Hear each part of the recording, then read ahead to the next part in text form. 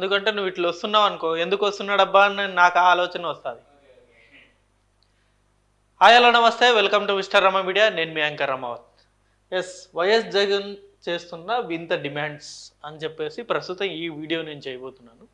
జగన్ గారు చేస్తుంది వింత డిమాండ్స్ అనే దానికంటే ఎందుకో పసలేని డిమాండ్స్ చేస్తున్నారు అని అనిపిస్తుంది. సో ఏంటి ఆ డిమాండ్స్ అనేది కంప్లీట్గా ప్రస్తుతం ఈ వీడియోలో మనం డిస్కస్ చేద్దాం. ముందుగా నా ఛానల్ని మీరు సబ్స్క్రైబ్ చేయని వాళ్ళు ఉంటే తప్పకుండా సబ్స్క్రైబ్ చేసుకోండి. అండ్ ఈ అభిప్రాయం మీద కూడా మీ అంటే ఈ వీడియో మీద, ఈ అంశం మీద మీ అభిప్రాయాన్ని కూడా కింద కామెంట్ రూపంలో తప్పకుండా తెలియజేయండి. ఇందుకే ఓటమి తర్వాత వైఎస్ జగన్ గారు తీసుకుంటున్న కొన్ని నిర్ణయాలు నిజంగా కార్యకర్తల్లో కూడా ఉత్సాహాన్ని నింపుతోంది. అండ్ మరోపక్క ఇంకొన్ని నిర్ణయాలేమో నిజంగా చాలా అసంతృప్తిగా ఉన్నాయి. ఈవెన్ కొన్ని డిమాండ్స్ అయితే ప్రజలు కూడా దాని మీద రకరకాలుగా చర్చించుకునే పరిస్థితి ప్రస్తుతం ఉంది.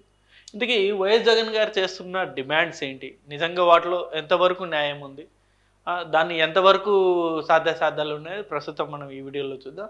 అండ్ జగన్ గారు చేసిన మొత్తం వచ్చేసి 1 2 3 4 5 డిమాండ్స్ అనేది ప్రస్తుతం జగన్ గారు ప్రతిపక్షంలో అంటే ముఖ్యమంత్రిగా దిగిపోయిన తర్వాత నుండి ప్రస్తుతం ఆయన వైఎస్ఆర్సీపీ నాయకులుగా ఈ 5 డిమాండ్లను ప్రధానంగా ఈ 5 డిమాండ్స్ అనేవి చాలా ఈ మధ్య కాలంలో ఎక్కువగా హైలైట్ అయ్యాయి.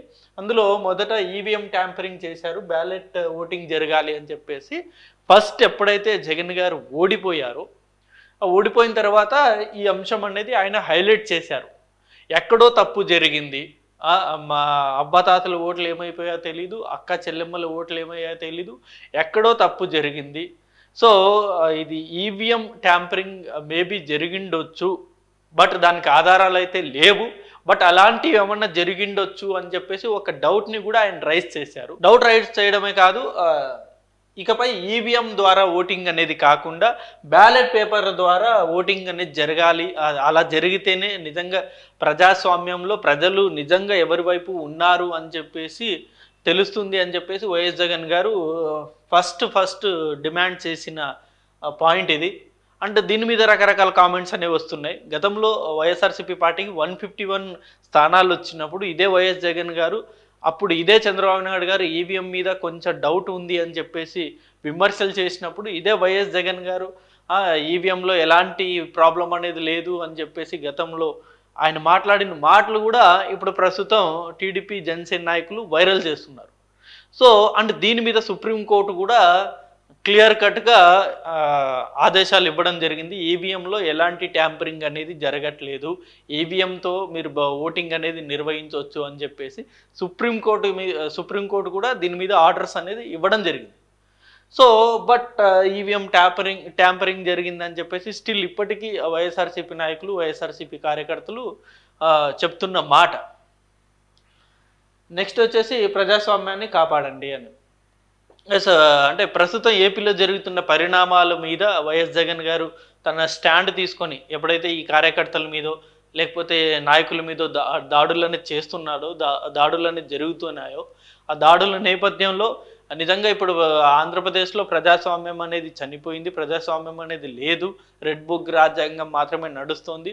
సో ప్రస్తుతం ఆంధ్రప్రదేశ్లో ప్రజాస్వామ్యాన్ని కాపాడండి అని చెప్పేసి డిమాండ్ చేశారు. ఆయన డిమాండ్ చేయడమే కాదు, ఢిల్లీకి వెళ్ళి మరి ఈ అంశం మీద ఆయన ధర్నా కూడా చేశారు, నిరసన వ్యక్తం చేశారు. దాన్ని అనేక మంది ఇతర స్టేట్ నాయకులు వచ్చి కూడా జగన్ గారికి మద్దతు ఇవ్వడం జరిగింది, అది మనం అందరూ చూసాం.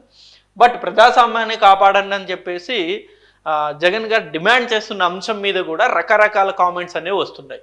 గత 5 ఏళ్ల కాలంలో ఇదే ప్రజాస్వామ్యాన్ని జగన్ గారు నిర్వీర్యం చేశారు అని చెప్పేసి కామెంట్స్ అనేవి వస్తున్నాయి. దానికి బెస్ట్ ఎగ్జాంపుల్ ఈ సుధాకర్ ఇష్యూ కావచ్చు, లేకపోతే అనంతబాబు గారి సంబంధించిన ఇష్యూ కావచ్చు, ఇలా అనేక దాడులు జరిగాయి కదా, అప్పుడు ఎందుకని మీరు స్పందించలేదు? ఈవెన్ టీడీపీ కార్యాలయం మీద దాడి చేస్తే, ఆ టీడీపీ ఆఫీస్ మీద దాడి చేస్తే ఏదో బీపీ వచ్చి కోపం వచ్చి దాడి చేశారని చెప్పేసి మీరే కదా మాట్లాడారు. అలాగే గన్నవరంలో ఆఫీస్ మీద దాడి చేస్తే దాన్ని కూడా మీరు ఎప్పుడు ఖండించలేదు, అప్పుడు మీకు ప్రజాస్వామ్యం గుర్తు రాలేదా అని చెప్పేసి టీడీపీ నాయకులు జగన్ గారిని క్వశ్చన్ చేస్తున్నారు. సో అప్పుడు లేని ప్రజాస్వామ్యాన్ని ఇప్పుడే ఎందుకు మీకు గుర్తొచ్చింది అని చెప్పేసి ఇప్పుడు జగన్ గారిని రివర్స్ కౌంటర్ చేస్తున్నారు. సో రాష్ట్రపతి పాలన పెట్టాలి. ఎప్పుడైతే వినుకొండలో భయంకరమైన ఇన్సిడెంట్ జరిగిందో, కార్యకర్త హత్య జరిగిందో, అప్పుడు జగన్ గారు స్టాండ్ తీసుకుని అప్పటి వరకు కూడా కొంత దాడులు అనేది జరుగుతున్నా సరే ప్రభుత్వాన్ని కేవలం హెచ్చరిస్తూ ఆయన ట్విట్టర్లో లేకపోతే ఫేస్బుక్లోనో లేకపోతే మీడియా ముఖంగా వీడియో రూపంలోనో ఆయన దాన్ని ఖండించేవారు.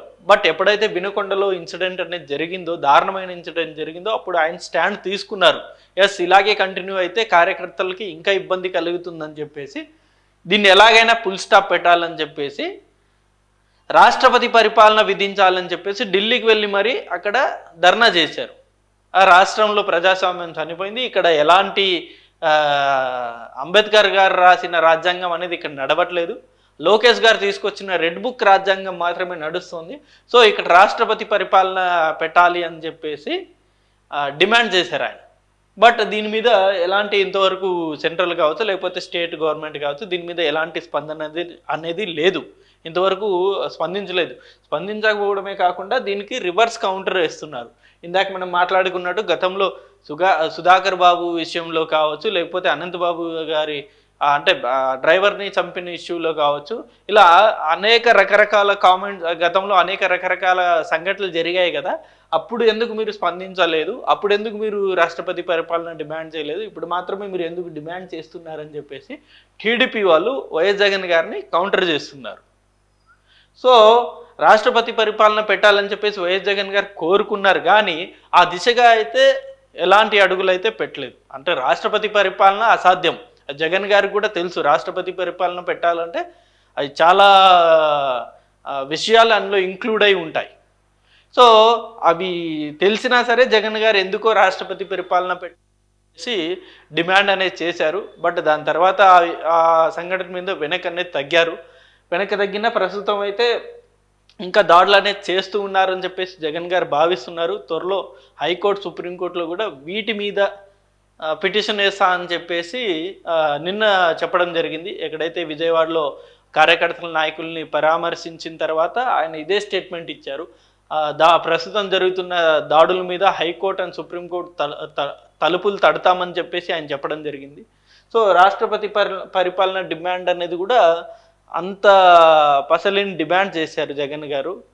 సో చూడాలి మరి ఎలా ముందుకు వెళ్తారు ఈ అంశం మీదనే. నెక్స్ట్ ప్రతిపక్ష హోదా కావాలి అని చెప్పేసి ఈ అంశం అనేది కొంచెం వైఎస్ఆర్సీపీ పార్టీ కూడా ఇబ్బందికర పరిస్థితులు క్రియేట్ చేసింది. ఎందుకంటే ప్రతిపక్ష హోదా అనేది ప్రజలు ఇవ్వాలి. ఎప్పుడైతే ప్రజలు ప్రతిపక్ష హోదా కూడా వద్దు అనుకొని కేవలం 11 స్థానాలు మాత్రమే వైఎస్ఆర్సీపీ పార్టీని పరిమితం చేశారో, ఈ అంశం మీద వీళ్ళు లోతైన విశ్లేషణ అనేది చేసుకోకుండా మాకు 40% ఓటింగ్ వచ్చింది, మాకు ప్రతిపక్షంగా గుర్తించాలని చెప్పేసి ప్రతిపక్ష హోదా ఇవ్వాలి, అలా ఆదేశాలు ఇవ్వాలి అని చెప్పేసి హైకోర్టులో పిటిషన్ జగన్ గారు ఎప్పుడైతే వేశారో అప్పటి నుండి ఆ పార్టీ అంతర్గతంగా కావచ్చు లేకపోతే ప్రజల్లో కావచ్చు చాలా తీవ్రమైన చర్చ అనేది నడిచింది దీని మీద. టీడీపీ నాయకులు దీని మీద ఘాటైన స్పందనే ఇస్తున్నారు, రిప్లై ఇస్తున్నారు, కామెంట్స్ చేస్తున్నారు. ప్రతిపక్ష హోదా ఇవ్వాల్సింది ప్రజలు కదా, వాళ్ళే ప్రతిపక్ష హోదా అనేది ఇవ్వలేదు, అలాంటిది టీడీపీ గవర్నమెంట్ మాత్రం ఏం చేస్తుంది, కూటమి గవర్నమెంట్ మాత్రం ఎలా ఇస్తుంది అని చెప్పేసి వాళ్ళు కౌంటర్ చేస్తున్నారు, రివర్స్లో కౌంటర్ చేస్తున్నారు. ఇది నిజంగా ఇది కూడా ఒక రకంగా వైఎస్ఆర్సీపీ పార్టీ నాయకులు అంటే జగన్ గారికి ఎవరు సలహా ఇచ్చారో లేకపోతే జగన్ గారికి సొంతంగా ఈ ఆలోచన వచ్చిందో కానీ ప్రతిపక్ష హోదా అనేది అది ప్రస్తుత గవర్నమెంట్ అంటే స్పీకర్ గారి చేతిలో ఉన్న అంశం అది. సో ఇచ్చినా తిరస్కరించినా అది స్పీకర్ గారు చేయాలి. సో ఇప్పుడు ప్రస్తుత పరిస్థితులు చూస్తూ ఉంటే కూటమి గవర్నమెంట్ జగన్ గారికి ప్రతిపక్ష హోదా ఇచ్చే అంశం అయితే లేదు అని చాలా స్పష్టంగా కనబడుతుంది. సో ఈ ప్రతిపక్ష హోదా అనేది వైఎస్ఆర్సీపీ పార్టీకి కానీ లేకపోతే వైఎస్ జగన్ గారికి ప్రతిపక్ష నాయకుడు అనే హోదా అయితే ప్రస్తుతానికి రాదు అని చెప్పేసి చాలా క్లియర్గా టీడీపీ నాయకులు ఇస్తున్న మెసేజ్ అది. సో అలా మెసేజ్ అనేది ఇస్తున్నా సరే ఎందుకో జగన్ గారు హైకోర్టు వరకు వెళ్ళారు. నిజంగా హైకోర్టులో కూడా జగన్ గారికి అనుకూలంగా రాకపోతే మళ్ళీ సుప్రీంకోర్టుకు వెళ్ళే అవకాశం కూడా ఉంది అని చెప్పేసి చాలామంది భావిస్తున్నారు. మరి చూడాలి నిజంగా ప్రతిపక్ష హోదా కోసం నిజంగా జగన్ గారు అంత పోరాటాలు చేయాల్సిన అవసరం లేదు. ఆయన ఏదన్నా చెప్పాలనుకుంటే ఖచ్చితంగా అసెంబ్లీకి వచ్చి ఆయన మాట్లాడొచ్చు, తగిన సమయం ఇస్తామని చెప్పేసి టీడీపీ నాయకులు చెప్తున్నా సరే జగన్ గారు ఎందుకో ప్రతిపక్ష హోదా మీద అంత తీవ్రమైన పోరాటం అనేది చేస్తూ ఉన్నారు. నెక్స్ట్ వచ్చేసి సీఎం స్థాయి సెక్యూరిటీ ఇవ్వాలి అని చెప్పేసి. నిజంగా దీని మీద కూడా ఇప్పుడు రకరకాల కామెంట్స్ అనేవి వినబడుతున్నాయి. గతంలో ఏదైతే జూన్కు 3 వరకు ఏదైతే సెక్యూరిటీ ఉందో ఆ సెక్యూరిటీ అనేది ఇప్పుడు మళ్ళీ నాకు కొనసాగించాలి, నాకు కూటమి గవర్నమెంట్ నుండి నాకు థ్రెట్ ఉంది, టీడీపీ జనసేన నాయకుల నుండి నాకు థ్రెట్ ఉంది, వాళ్ళు ఏదన్నా నాకు హాని కలిగించవచ్చు అని చెప్పేసి వైఎస్ జగన్ గారు భావించి ప్రస్తుతం ఆయన హైకోర్టులో పిటిషన్ వేయడం జరిగింది.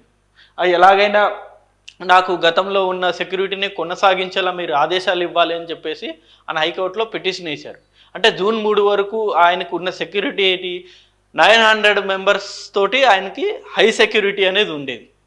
900 మందితోటి ఆయనకి హై సెక్యూరిటీ అనేది ఉండేది. సో ఆ 900 మందిని మళ్ళీ నాకు కొనసాగించాలి, మళ్ళీ ఆ సెక్యూరిటీ అనేది నాకు మళ్ళీ అది రీఅప్లై చేయాలి అని చెప్పేసి ఆయన హైకోర్టుకు వెళ్ళడం జరిగింది. సో దీని మీద రకరకాల కామెంట్స్ అనేవి వినబడుతూ ఉన్నాయి. అండ్ దీని మీద పోలీస్ వారు ఆల్రెడీ స్పందించారు. మేము ఆల్రెడీ జడ్జ్ సెక్యూరిటీ అనేది ఇస్తున్నాం వైఎస్ జగన్ గారికి, జడ్జ్ సెక్యూరిటీ ఇస్తున్నా సరే ఇంకా సెక్యూరిటీ కావాలని చెప్పేసి జగన్ గారు డిమాండ్ చేయడంలో ఎలాంటి పసలేదు అని చెప్పేసి పోలీస్ సంఘం వారు చెప్తున్న మాట, పోలీస్ వాళ్ళు చెప్తున్న మాట.